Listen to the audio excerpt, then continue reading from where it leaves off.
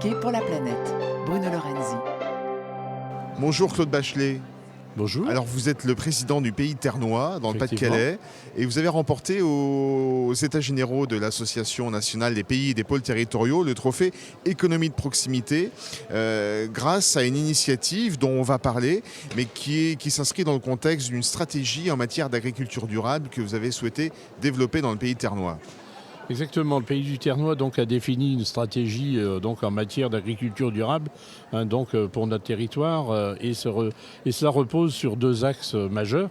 Donc savoir ce qui était d'impulser et d'accompagner le développement des circuits courts sur le Ternois et comprendre aussi, accompagner, traduire ces évolutions des pratiques agricoles pour réduire les impacts du changement climatique à travers la mise en œuvre d'un outil qui s'appelle Climagri, donc un outil spécifique sur un territoire très agricole sur le Ternois. Donc pour mener à bien ce volet autour des circuits courts alimentaires, le pays du Ternois a créé en 2013 un poste de chargé de mission pour animer cette thématique.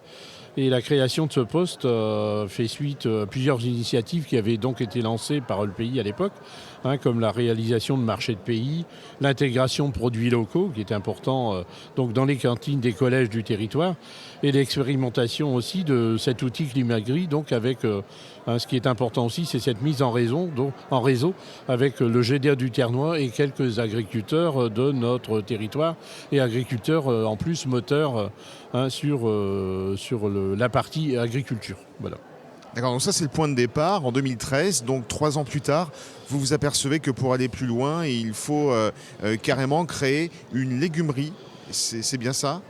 Tout à fait. Oui. Et là, je vais me tourner vers Marina Sodz, qui est la chef de projet qui travaille avec vous, Monsieur Bachelet. Alors Marina Sodz, bonjour. Et alors, bonjour. Donc vous intervenez au moment de la création de cette légumerie dans le cadre de cette stratégie d'agriculture durable. Racontez-nous.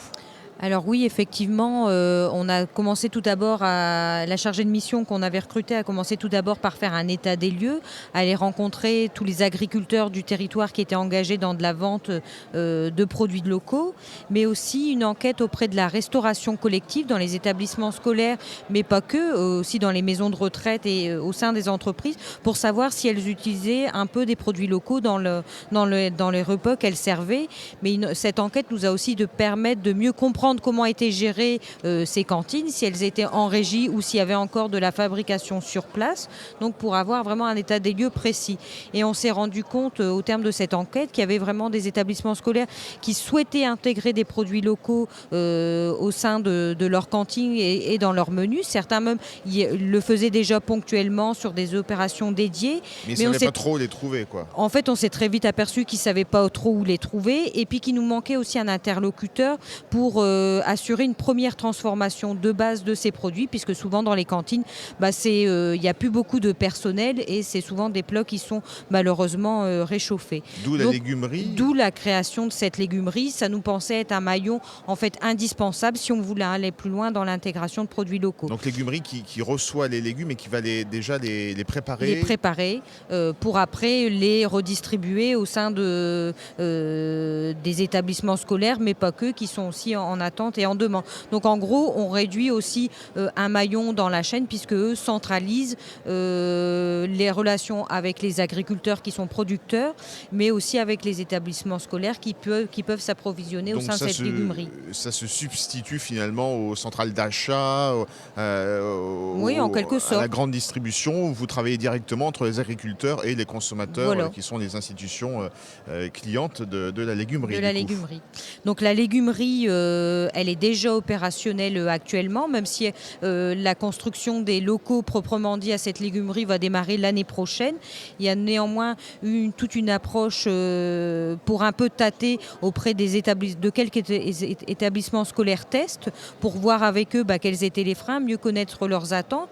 Donc ça, il y a déjà une première partie qui est approvisionnée comme ça. Et maintenant, il nous faut vraiment l'outil, cette légumerie, pour pouvoir se développer et puis permettre d'aller plus loin pour approvisionner encore encore plus de restaurants scolaires, mais aussi il y a un gros partenariat avec une société de restauration collective qui s'appelle Happy, qui s'est engagée en fait à acheter des légumes au sein de sa conserverie pour les intégrer dans sa chaîne de restauration et dans ses